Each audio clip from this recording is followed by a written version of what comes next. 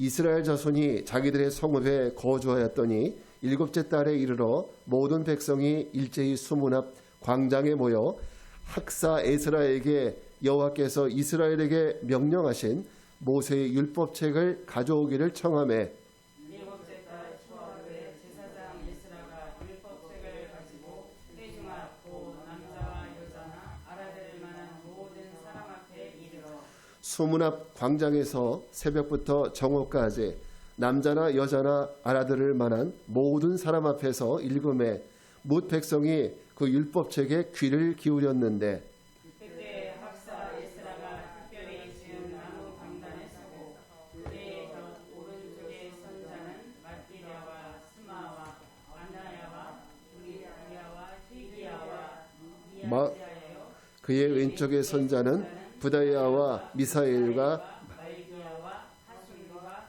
하스바타나와 스가랴와 무슬라타나와 에스라가 모든 백성 위에 서서 그들 목전에 책을 펴니 책을 펼 때에 모든 백성이 일어서니라. 에스라가 위대하신 하나님 여호와를 송축하네 모든 백성이 손을 들고 아멘 아멘하고 응답하고 몸을 굽혀 얼굴을 땅에 대고 여호와께 경배하니라.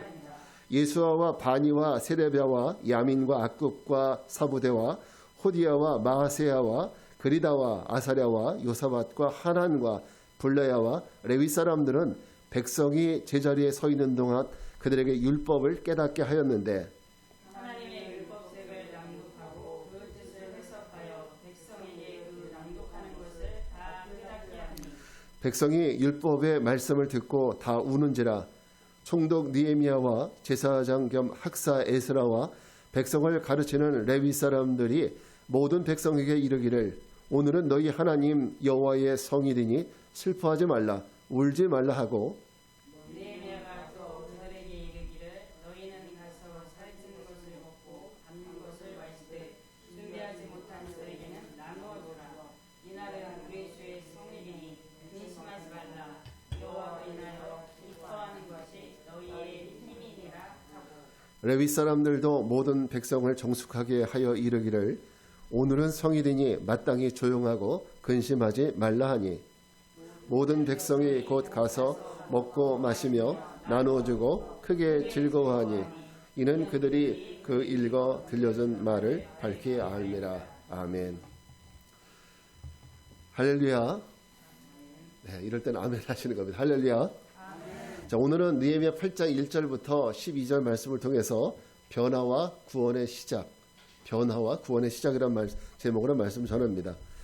여러분, 우리가 사실은 하루 가운데 정신없이 막 살다 보면 그냥 아무런 생각 없이 운전을 할 때도 가끔씩 그럴 때가 있지 않나요? 나도 모르게 입에서 노래가 흥얼흥얼거려질 때, 그럴 때가 있지 않습니까? 저도 그래요. 운전하다 보면 나도 모르게 입안에서 노래가 나오는데 그 노래가 하루 종일 똑같은 노래를 늘 반복할 때가 있어요. 자, 여러분 그럴 때가 있을 거예요. 그런데 그 노래는 아마 그 노래의 가사가 현재의 어떤 나의 감정이나 나의 분위기, 나의 상황을 잘 대변해주는 이런 노래였을 거다, 이런 생각을 해봅니다. 여러분, 이 노래 좋아하세요? 노래 좋아하시죠? 노래 잘 부르세요? 우리가 노래를 잘 부르든 못 부르든 간에 이 노래는요, 싫어하는 사람이 없어요. 못 부르는 사람은 있을 수 있지만 노래 싫어하는 사람은 없어요. 자, 노래와 인간의 삶은요, 떨어질 수가 없는 그런 삶입니다.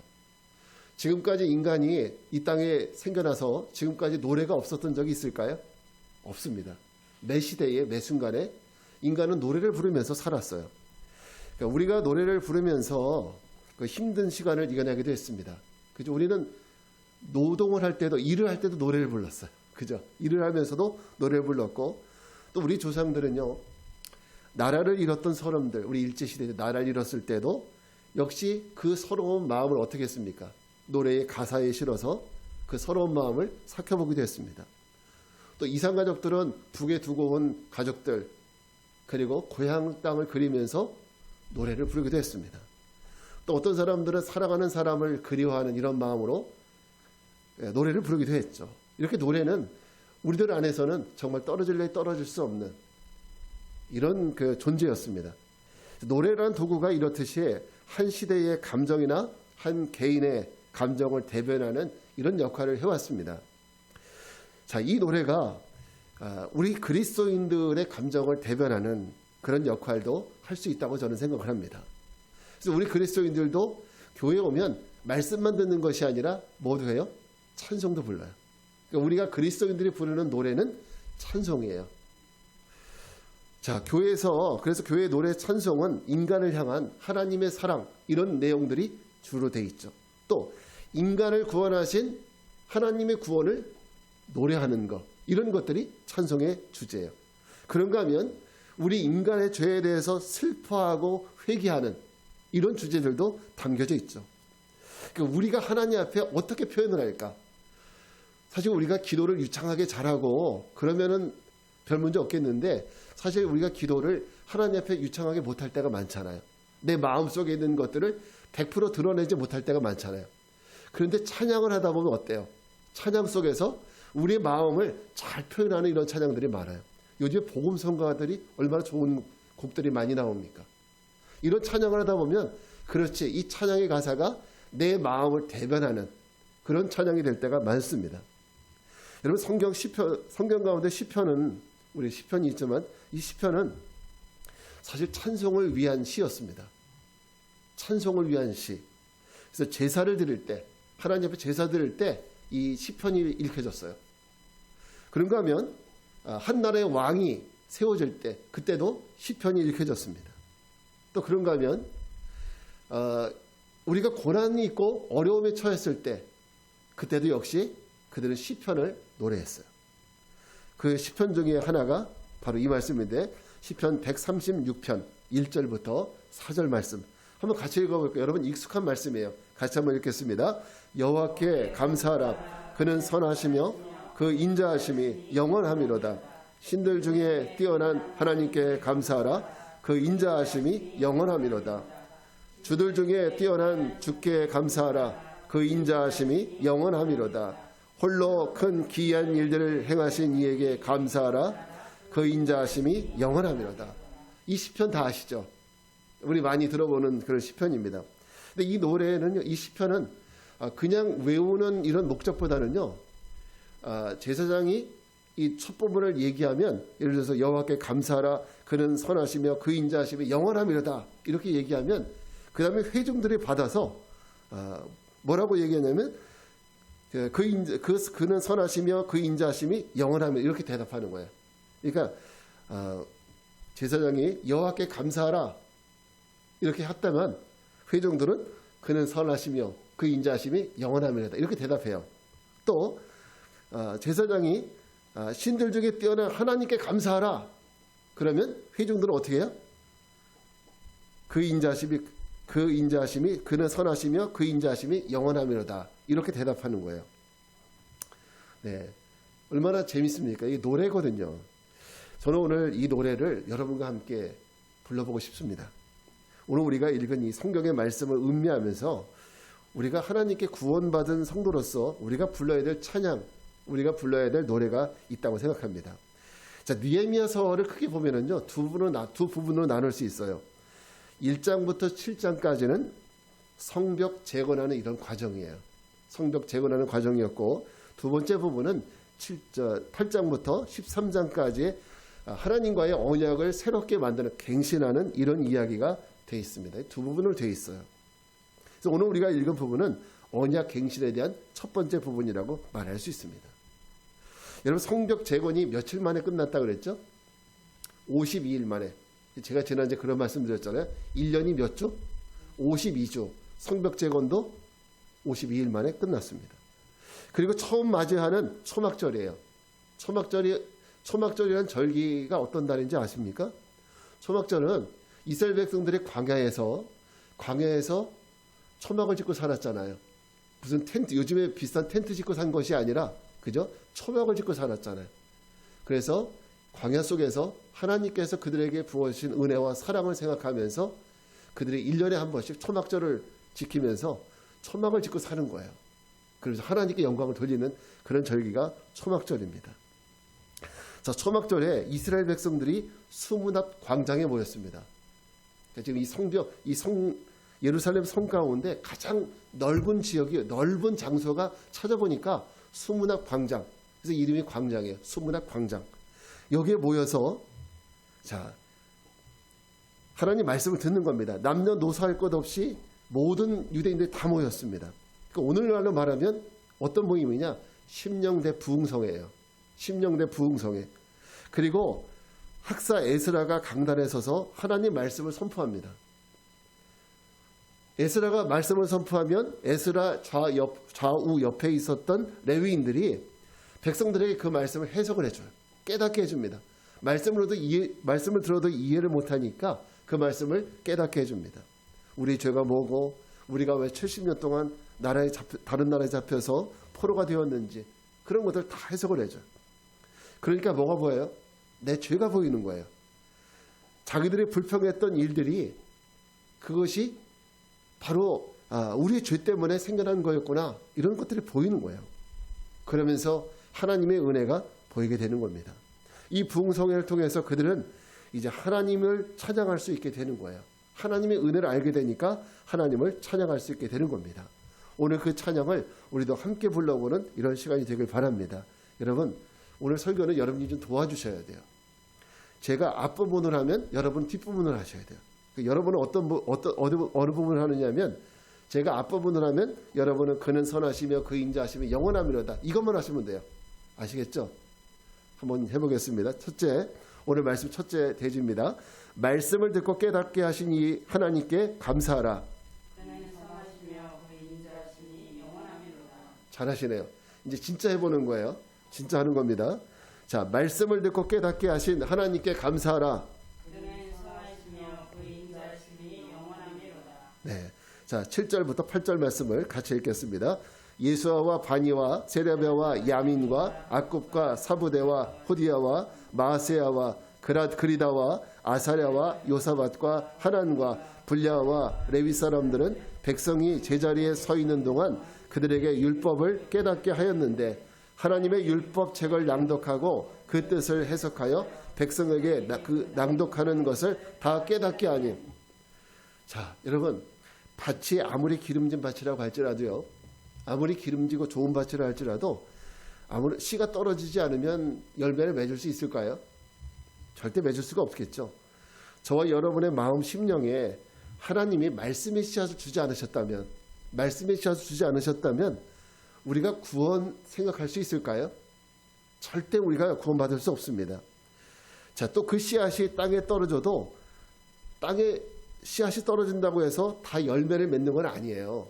우리가 마태복음 13장 그 밭의 비유에도 나오지만, 어떤 경우는 씨앗이 바람에 날아가 버려서 열매 맺지 못하는 경우도 있고, 때로는 그 씨앗이 물기가 없는 곳에 떨어져서 싹을 틔우지 못하는 경우도 있겠죠. 또 어떤 씨는 햇빛을 잘 받지 못하는 곳에 떨어져서 그 싹을 틔우지 못하는 경우도 있습니다. 아무리 씨앗이 좋아도 밭이 좋지 않으면 어떤 씨앗도 싹을 틔우지 못합니다. 하나님 말씀도 마찬가지예요. 하나님 말씀이 나빠서가 아니라, 하나님 말씀이 잘못된 것이 아니라, 그 말씀을 받는 사람들이 어떤 사람들에 따라서 그 말씀이 싹을 틔우기도 하고 싹을 못 틔우기도 합니다. 그래서 예수님이 복음을 전하실 때 예수님이 착한 사람들만 데려다 놓고 말씀을 전하셨나요? 그렇지 않았어요. 거기 말씀 보게 되면 착한 사람도 물론 있죠. 그러나 그 가운데는 악한 사람도 있었고, 죄인들도 있었고, 배운 사람도 있었고, 못 배운 사람도 있었고, 쉽게 말하면 그 당시에 모든 사람들이 다 모여 있는 거예요. 가릴 것 없이. 그들이 예수님이 선포하시는 말씀을 각자가 다 들었어요. 그런데 세리와 죄인들은, 당시에 죄인들이라고 얘기했었던 이 사람들은 이 하나님 말씀을 듣고 어떻게 했습니까? 그 마음속에서 보니까 싹을 틔우더라는 거예요. 그리고 그 마음속에서 열매를 맺혀가는 거예요.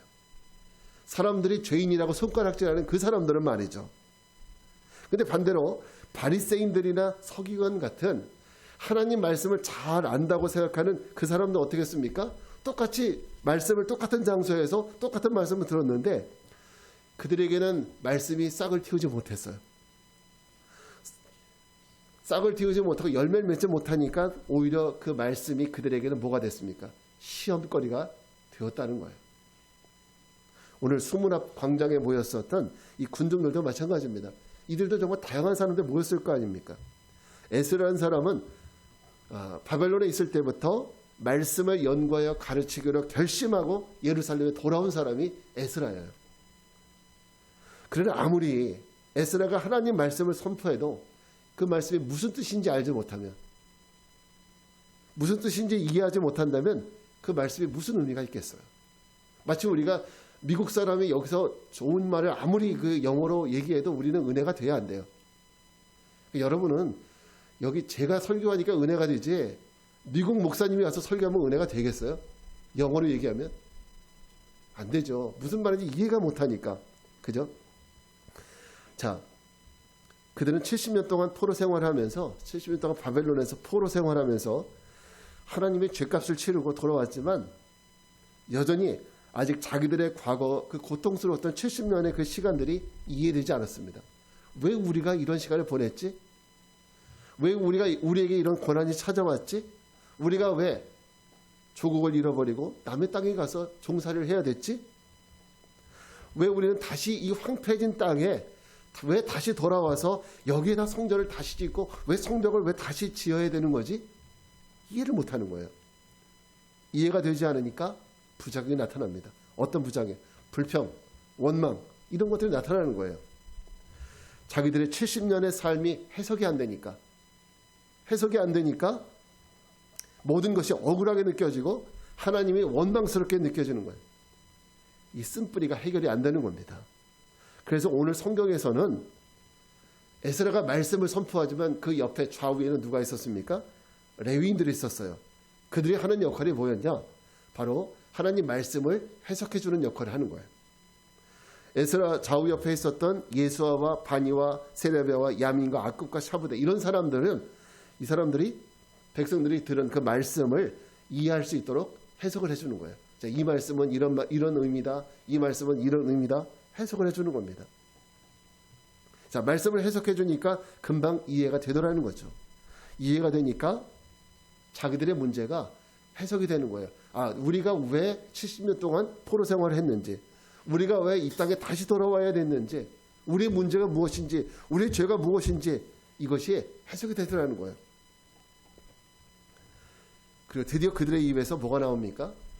그 죄, 자기들의 문제가 해석이 되니까 그 입에서 그때 비로소 이제 찬송이 나오는 겁니다. 하나님을 찬송하게 되는 거예요. 그래서 여러분, 우리의 삶도 마찬가지예요. 우리 삶에 고난이 찾아오지 않습니까? 고난이 찾아왔는데 그 답을 세상에서 찾으려고 하지 마세요. 세상 사람에게 아무리 물어봐도 찾을 수가 없어요. 괜히 무당이나 점쟁이한테 찾아가서 내가 이런 문제가 있는데 무슨 문제냐? 아무리 물어봤자 정답을 알려주지 못해요. 괜히 돈만 많이 달라고 하죠. 여러분, 이런 우리의 문제들 앞에 우리 문제들은 우리가 찾아가야 될 분은 바로 하나님이에요. 하나님께 찾아가서 하나님께 물어보셔야 돼요. 하나님 말씀을 열심히 읽고 들어야 우리는 하나님의 주시는 말씀을 알 수가 있어요. 왜? 하나님 말씀이 내 삶의 모든 문제 해결에 대한 하나님 주시는 힌트예요. 하나님 말씀에 힌트가 있어요. 이 말씀에 내 문제의 원인이 나와 있어요. 그러니까 우리가 하나님 말씀을 절대 무시하지 말고 하나님 말씀을 늘 가까이 하고 읽는 사람들 되어야 됩니다. 하나님 주시는 말씀에서 힌트를 찾고 그 말씀을 가지고 적용하면 우리 인생의 문제와 해결의 길이 보이게 되는 것입니다. 그런가 하면 더 나가서 문제의 해결의 길이 보이면 우리는 그제서야 비로소 하나님께 찬양을 드릴 수 있는 거예요. 감사할 수 있는 거예요. 그러니까 우리가 하나님 앞에 감사한다는 것도요, 그냥 되는 것이 아니에요.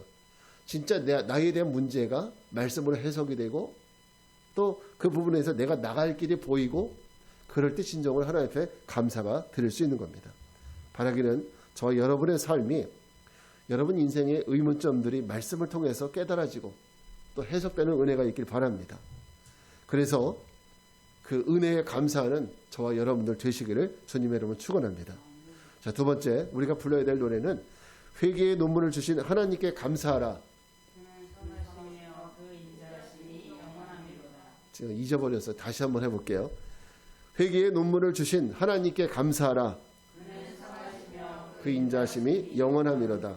네. 자, 우리 9절 말씀 한번 같이 읽겠습니다. 시작. 백성이 율법의 말씀을 듣고 다 우는지라. 총독 느헤미야와 제사장 겸 학사 에스라와 백성을 가르치는 레위 사람들이 모든 백성에게 이르기를 오늘은 너희 하나님 여호와의 성일이니 슬퍼하지 말며 울지 말라 하고. 자, 에스라에 의해서 말씀이 선포되고 또 레위인들에 의해서 그 말씀이 어떤 뜻이 해석이 되었습니다. 나의 삶에 적용이 되었습니다. 그랬더니 뭐가 보여요? 내 죄가 보이더라는 거죠. 그 전에는 내가 왜 이런 고난을 당해야 되지? 우리가 왜 70년 동안 남의 나라에 잡혀와서 종살이 해야 됐지? 이런 일들이 해석이 안 되고 깨달아지지 않으니까 맨날 조상 탓만 했어요. 잘 되면 자기 탓이고 못 되면 누구 탓이에요? 조상 탓이라고 하잖아요. 이 사람들이 그랬어요. 그렇게 생각했던 사람들이 에스라가 선포한 말씀을 듣고 그리고 그 말씀이 해석되고 나니까 뭐가 보여요? 아, 이제 모든 걸 제대로 알게 된 겁니다. 아, 조상들의 죄 때문이 아니라 내 죄 때문이구나. 내 죄 때문에 우리가 이런 고난을 당했구나. 내가 하나님께 죄를 지었고 이 모든 것이 내 죄의 결과구나 라는 것이 깨달아지는 거예요. 여러분, 하나님 말씀이 우리 인간에게 왜 중요한지 아십니까? 우리가 아플 때 먹는 약도요, 우리 몸에 들어오면 각각 하는 일이 있어요. 그죠? 마찬가지로 하나님 말씀이 우리 몸에 들어와서 어떤 일을 하느냐? 우리의 심령에서 나의 죄를 보도록 우리 안에 숨어 있는 죄들을 끄집어내는 역할을 하는 거예요. 하나님 말씀이 우리 안에 들어오면 내 죄가 어디에 어떻게 또아리 들고 있는지 그것들을 잡아서 우리가 딱 볼 수 있도록 보여주는 것이 하나님 말씀이 하는 역할이에요. 그래서 하나님 율법을 주신 것이 뭐예요? 율법은 죄를 깨닫는 거라잖아요. 하나님 말씀이 내 안에 들어와서 난 이건 죄인지도 몰랐는데 하나님 말씀 보니까 죄야. 다른 사람들도 다 그렇게 살아서 난 죄인지도 모르고 살았어요. 근데 하나님 말씀을 보니까 아, 그게 바로 죄였구나. 하나님이 가증히 여기는 거였구나. 깨닫게 되는 거죠. 그때 내 죄가 수면 위로 떠오르는 거예요. 그래서 우리 안에 감추어졌던 죄를 끄집어내서 나로 하여금 직접 대면하게 만들죠. 그럴 때 사람들은 경악합니다. 아, 내가 이런 사람이었어? 내가 이런 죄인이었어? 이렇게 자기의 죄를 대면하게 되면 그때 사람들은 회개의 눈물을 흐리게 되는 겁니다. 저는 성도들이 반드시 흘려야 될 눈물이 있다고 생각해요. 어떤 사람들은 내가 사업이 잘 되다 망했네 해서 억울해서 눈물이 흐르는 사람들도 있고요. 어떤 사람들은 육신의 질병으로 인해서 눈물을 흘리는 사람도 있습니다. 또 어떤 사람은 슬픈 영화를 보고 눈물을 흘리는 사람도 있는데 정작 우리가 흘려야 될 눈물은 그런 눈물이 아니에요. 하나님이 우리를 통해서 보고 싶어하는 눈물이 있어요. 그게 뭔지 아세요? 자기가 죄인임을 인정하고 하나님 나를 용서해 주세요 라고 고백하면서 흘리는 그 눈물. 이 눈물이, 이 회개의 눈물이 하나님이 가장 보고 싶어 하시는 바로 그런 눈물입니다. 그 눈물이 주님이 보실 때 가장 의미 있는 눈물이고 가장 값진 눈물입니다.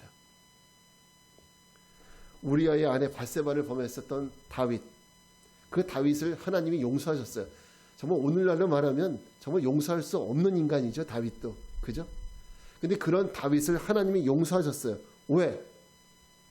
하나님이 밤새 침상을 적시면서 눈물을 흘리는 다윗의 눈물을 보셨기 때문이에요. 회개의 눈물을 보셨기 때문에 하나님은 다윗을 용서하신 거예요. 열왕기 하 20장에 나오는 내가 곧 죽으리라고 히스기야 왕에게 이사야 선지자가 말했죠. 근데 그가 죽지 않고 그의 생명을 15년 연장받게 된 것은 무엇 때문이었습니까? 벽을 향하여서 울며 통곡했었던 히스기야 기도 덕분이었어요. 벽을 향해 쳐다보면서 하나님 앞에 통곡을 했었던 히스기야의 눈물. 여러분, 이스라엘의 바알 우상을 가져온 인물이 누구였습니까?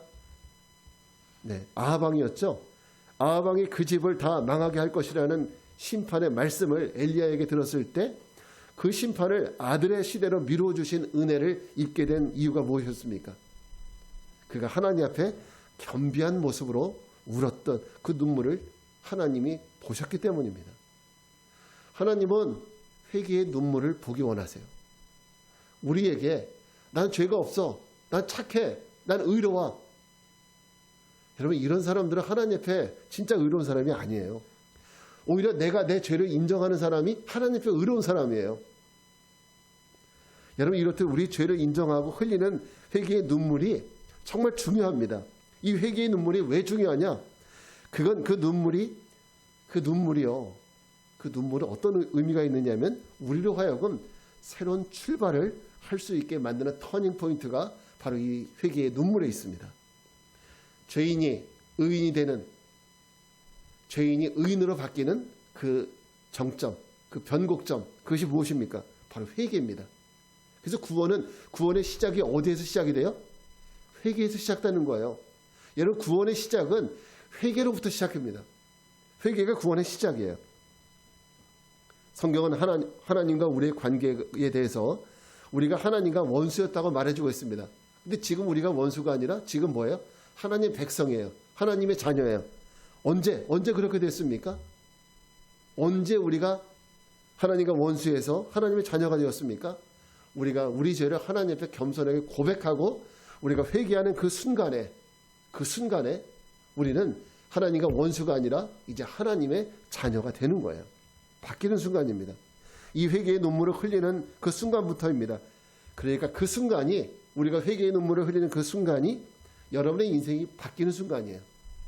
우리 인생이 지금 우리가 탄 열차가 막 지옥을 향해서 가고 있는 그런 열차였다면 그 열차가 방향을 바꿔서 천국으로 향하는 그 방향으로 바꾸는 그 터닝 포인트가 언제냐? 바로 우리가 회개의 눈물을 흘리는 그 순간이에요. 여러분, 우리 회개는 얼마나 중요한지 몰라요.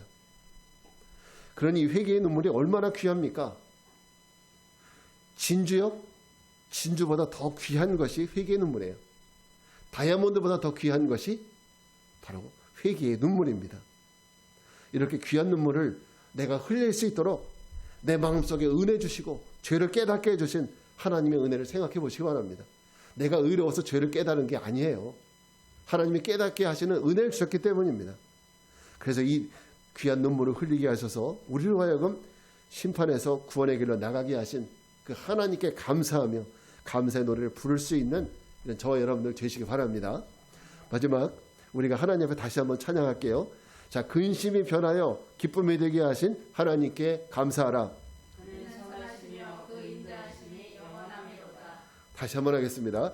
근심이 변하여 기쁨이 되게 하신 하나님께 감사하라. 그는 선하시며 그 인자하심이 영원하미로다. 자, 11절부터 12절 말씀 읽겠습니다. 레위 사람들도 모든 백성을 정숙하게 하여 이르기를 오늘은 성일이니 마땅히 조용하고 근심하지 말라 하니 모든 백성이 곧 가서 먹고 마시며 나누어 주고 크게 즐거워하니 이는 그들이 그 읽어 들려준 말을 밝히 알미라. 네, 아멘. 여러분, 하나님은 우리의 근심을 변해서 기쁨이 되게 하신 줄 믿습니다. 자, 부모님들이 아이들 잘못을 하면 매를 들죠. 오늘 이곳은 아까 우리 박병호 권사님과 제가 전화 통화하면서 그분에게 그런 말씀 드렸어요. 우리 박병호 권사님은 자녀가 8명이에요. 물론 다 지금은 이제 다 성인이 되었는데, 그래서 권사님께 제가 물었어요. 권사님, 아이들 8명 키우면서 아이들이 말 잘 들었나요? 말 안 들을 때도 많았대요. 그럼 권사님 그때 어떻게 하셨어요? 아니, 그냥 기도하지요. 우리 권사님 믿음이 참 좋으세요. 그럼 권사님, 그래도 말을 안 들으면 어떻게 해요? 그랬더니 권사님, 그럼 매를 들어요, 목사님. 그러는 거예요. 근데 매를 들면 아이들이 금방 엄마 나 이런 잘못했어요. 금방 이렇게 실토를 하든가요? 이렇게 물어보니까 처음에는 안 그랬다 그런대요. 처음에는 나 그런 잘못 안 했다 그러신대요. 그럼 권사님 어떻게 해요? 분명히 엄마는 얘가 뭘 잘못했는지 다 알고 있는데 아니다 그러면 어떻게 하십니까? 그랬더니 화가 나서 그때는 매를 든대요. 매를 든다는 거죠. 그럼 매를 한 대 때리고 나면 그럼 어떻게 하냐면 얘가 잘못했다고 엄마한테 빈다는 거죠. 그럼 권사님, 얘가 잘못했다고 그러면 빌면 그러면 매를 계속 때리세요? 어떻게 하세요? 아예 못하지요. 못 때리죠. 그러면서 용서를 해준다는 거죠. 그게 바로 하나님 마음이에요. 우리가 내 죄를 하나님 앞에 고하면 하나님도 우리를 더 때리실 것 같지만 멈추셔요. 그리고 용서하셔요. 하나님 아버지시잖아요. 그러면 우리 이 생각을 해봅시다. 우리가 하나님 앞에 어떤 그 아이가 엄마에게 자기 죄를 고백해요. 엄마 나 이런 잘못했어. 그럼 고백했을 때 그 아이는 마음이 기쁠까요? 아니면 두려울까요? 예? 어떨 것 같아요? 자기의 잘못을 고백해놓고 고백하는 그 순간 그 엄마가 무슨 말을 하기 이전에 마음이 두려울까요? 아니면 마음이 편안할까요? 저는 두려울 것 같아요. 왜냐하면 이렇게 내가 자기 죄를 고백했어요. 그러면 엄마가 나를 어떻게 처리할지 그 처벌이 두려운 거예요. 나를 때릴지 아니면 내쫓을지 밥을 굶길지 그게 두려운 거죠. 그렇습니다. 그 순간이 가장 두려운 순간이에요. 어떤 처벌을 내릴지 아직 모르니까. 우리도 그렇습니다. 이제 우리 죄를 알게 되고 죄인임을 인정하고 토설했으면 마음이 상쾌하고 좋은 것이 아니라 어때요? 그 죄의 결과가 무엇일까? 그 결과로 인해서 두렵기 마련입니다. 그래서 죄인됨을 인정한 사람들은 심판자 대신 하나님의 입술에서 어떤 선고가 떨어질지 쳐다볼 수밖에 없는 거죠. 하나님이 어떻게 선고할지. 그런데 오늘 11절부터 12절 말씀을 보게 되면 죄를 고백하고 회개의 눈물을 흘린 이들이 그들에게 무슨 집에 가서 쉴 자격이 있겠습니까? 지금 또 먹고 마실 자격이 있겠어요? 기뻐할 자격이 있겠습니까? 그런데도 에스라는 하나님의 사제의 은혜를 선포하면서 집에 가서 먹고 쉬어라. 그들은 크게 기뻐했다고 전하고 있습니다. 집에 가서 편히 쉴 자격도 없고 마실 자격도 없고 기뻐할 자격도 없는 사람들에게 집에 가서 편히 쉬게 하고 먹고 마시게 하고 기뻐하게 하신 것. 이게 바로 하나님의 은혜입니다. 그렇습니다. 내 죄가 깨달아지고 하나님 앞에 그 죄가 드러나는 날 당연히 그날은 두렵고 무서운 날입니다. 내 죄 때문에 떨며 울어야 되는 날인데 우리에게 먹게 하시고 마시게 하시고 기뻐하게 하시는 이런 은혜. 이 은혜는 어떤 은혜일까요? 요한일서 1장 9절 말씀 다시 한번 읽겠습니다. 시작. 만일 우리가 우리 죄를 자백하면 그는 미쁘시고 의로우사 우리 죄를 사하시며 우리를 모든 불의에서 깨끗하게 하실 것이요. 아멘. 여러분 하나님은 내가 내 죄를 고백하고 인정하는 것 때문에 내 죄에 합당한 무거운 벌을 내리는 게 아니에요. 내가 내 죄를 고백하면 하나님 너 죄를 그렇게 많이 졌어? 넌 그러면 형법 뭐에 의하여 이렇게 해야 되겠네? 이것이 아니라 오히려 하나님은 우리가 죄를 고백한 것 때문에 우리 죄를 사해 주신다고 말씀해 주십니다. 그래서 내가 내 죄를 고백하는 그날은 두려움과 슬픔의 날이 아니라 기쁨의 날이 되게 하신 겁니다. 우리의 근심이 변해서 뭐가 되게 했어요? 기쁨이 되게 하신 거죠. 죄인들은 하나님 앞에 그날이 두려운 날이에요. 그러나 그 두려움에 그 근심을 하나님은 기쁨으로 바꿔주신 거죠. 이게 하나님의 은혜예요. 우리 이사야서 61장 3절 말씀을 같이 한번 읽겠습니다. 시작. 무릇 시온에서 슬퍼하는 자에게 화관을 주어 그 죄를 대신하며 기쁨의 기름으로 그 슬픔을 대신하며 찬송의 옷으로 그 근심을 대신하시고 그들이 의의 나무 곧 여호와께서 심으신 그 영광을 나타낼 자라 일컬음을 받게 하려 하심이라. 네, 이게 하나님의 은혜입니다. 우리 죄를, 우리 두려움을, 우리 슬픔을 기쁨이 되게 하시고 죄 대신 기쁨의 기름으로 바꾸게 하신 하나님께 우리는 슬픔 대신 뭘 드려야 돼요? 찬송을 드려야 됩니다. 이것이 바로 구원 얻은 백성의 모습입니다. 구원 얻은 백성은 내가 당연히 구원받을 자격이 있는 것이 아니라 우리는 내 죄가 밝혀졌으니까 죄가 드러났으니까 당연히 처벌을 받아야 될 사람들이죠. 처벌을 받아야 되는데 그 처벌을 우리 주님께서 없애주시고 오히려 은혜를 베풀어 주신 거죠. 이게 하나님의 은혜예요. 구원 얻은 백성은요, 태어날 때부터 구원 얻은 백성이 아닙니다. 내가 살면서 보니까 나는 죄인인지 몰랐는데 살면서 보니까 하나님 말씀 듣고 보니까 내가 죄인인 것이 깨달아졌어요.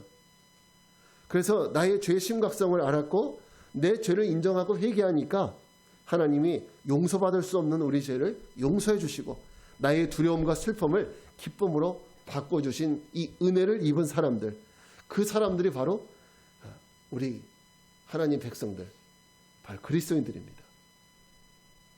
여러분 믿으시기 바랍니다. 다음 주일은 맥주감사절이에요. 맥주절은 77절이라고도 하고, 그러니까 이날은 예수님의 부활 후에 50일째 되는 날이라고 해서 오순절이라고도 부르기도 합니다. 이때는 어떤 날이냐? 앞에서 말씀드렸지만 이스라엘 백성들이 이 가나안이라는 땅에서 농사를 져서 첫 수확, 그것이 바로 보리, 맥주, 그러니까 보리, 밀 이런 것들이죠. 이런 첫 수확물을 가지고 하나님 앞에 나와서 감사 예배를 드렸던 그 날이 바로 이 맥주 감사절입니다. 지난주에 수박 드셨어요? 맛있죠? 맛이 굉장히 좋았죠? 이정수 권사님은 오늘 가져가셔요. 자, 근데 그 수박이 어떤 수박이냐? 올해의 첫 수확물이에요. 첫 수확물을 저희가 받아서 여러분들에게 드린 거예요. 자, 우리가 첫 수확 이것을 받을 때 얼마나 기쁩니까? 하나님도 우리에게 바로 이 첫 수확물을 받기를 원하셔요. 그런데 어디 우리가 감사할 일만 있겠습니까? 사실은 농사를 짓다 보면 흉년이 들 때도 있잖아요. 그런가 하면 기상이변에 의해서 농작물을 다 잃어버릴 때도 있죠. 그럴 때도 있습니다. 그러나 하나님의 말씀은 그럼에도 불구하고 맥주감사절을 지키라 말씀하셔요. 그럼에도 불구하고. 그러니까 우리가 힘들어질 때도 있고 어려워질 때도 있지만 그래도 이 감사를 기억하고 반드시 드리라는 거예요. 그래서 유대인들은 1년에 3번 반드시 하나님께 나와야 되잖아요. 6월절, 맥주절, 수장절 3번 나와야 됩니다. 반드시 하나님 앞에 나와서 감사의 제사를 드려야 돼요.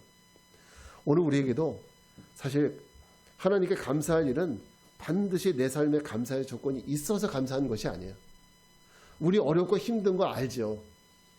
내 삶에 고통이 있었던 거 알죠. 그래도 하나님 앞에 감사할 수 있는 이런 절기가 돼야 합니다. 하나님은 그때가 되면 반드시 나와 감사하라고 말씀하셨습니다. 어떤 어려움의 상황이 우리에게 있었다 할지라도 사실은 돌아보면 하나님의 은혜가 한순간도 없었던 적은 없었습니다. 내가 힘들었던 그 순간에도요. 내 소유가 풍성하거나 빈곤하거나 상관이 없습니다. 내가 건강하거나 연약하거나 관계없습니다. 우리가 살아가는 모든 순간이 사실은 하나님의 은혜입니다. 그 은혜에 하나님께 기쁨과 감사를 드릴 수 있는 이런 맥주 감사절 되시길 바랍니다. 제가 오늘 이 나눠드린 이 봉투에는 2가지 의미가 있어요. 하나는 하나님 앞에 감사의 예물을 드리는데 여러분 금액은 중요하지 않아요.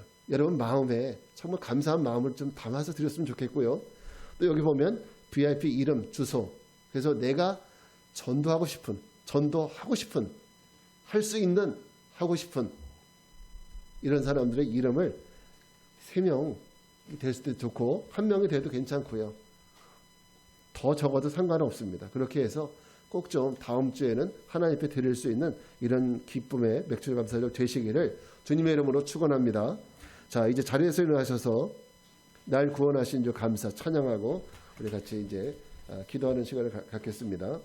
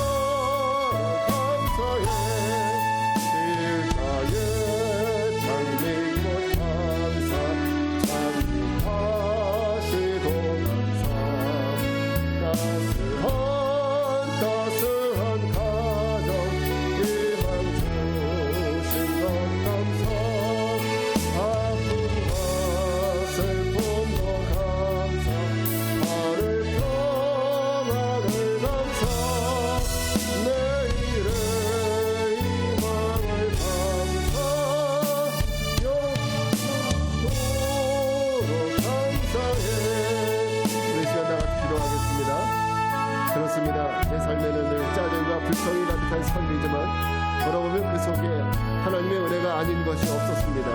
날 구원해 주신 것도 감사하지만 장미꽃 가시도 감사한 일입니다. 빨간 안경을 쓰면 온 세상이 빨갛게 보이고 불평과 원망의 안경을 쓰고 세상을 보면 모든 것이 불평이고 원망입니다. 그러나 감사의 안경을 쓰고 보면 세상 모든 일 하나하나가 감사한 일뿐입니다. 여러분 함께 기도합시다. 주님, 우리의 삶에는 불평과 원망스러운 것들만 보이기보다는 감사와 은혜의 꽃들이 보여서 날마다 하나님께 감사할 수 있는 삶을 살게 해달라고 주님의 이름 한번 부르고 기도하겠습니다. 주여, 은혜로신 아버지 하나님 감사합니다. 오늘 우리가 감사에 대한 말씀을 읽으면서 하나님 우리가 감사의 놀라운 역사와 감사의 선성을 부를 수 있도록 도와주시옵소서. 우리 안에 하나님께 영광 돌릴 수 있는 놀라운 역사를 나타내 주시길 원합니다. 아버지 하나님, 때로 우리에게 고통이 나갈 수 있고 여러 가지 생각할 수 없는 고난이 올 때로 있음을 믿습니다. 그러나 그럼에도 불구하고 하나님 감사할 수 있습니다. 그럼에도 불구하고 우리 마음속에 하나님께 감사할 수 있는 우리 모두가 되게 하여 주시옵소서. 모든 것이 하나님의 은혜를 고백합니다. 아버지, 때로는 우리에게 고난도 감사합니다. 때로는 우리 어려움도 감사합니다. 실패한 것도 감사합니다. 어렵게 된 것도 감사합니다. 하나님의 은혜가 한순간도 우리를 떠나본 적이 없음을 고백합니다. 주님께서 눈동자와 우리를 지켜주시고 하나님께서 은혜로 날마다 풍성하게 주어주심을 감사합니다. 아버지, 하루 24시간 1년 365일 하나님의 은혜 없이 우리가 살아간 적이 없음을 고백합니다. 오 주여, 함께하여 주시옵소서. 모든 것이 하나님 믿사오니 주여 함께하여 주시옵소서. 주님을 찬양합니다.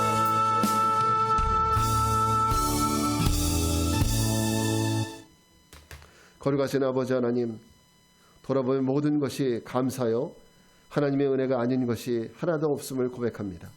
주님, 우리 생명도 우리 건강도 우리 인생과 우리 모든 것이 주님의 것임을 고백하오니 우리를 주관하여 주옵소서. 우리를 인도하여 주옵소서. 오직 하나님의 뜻대로 살아가게 하옵소서.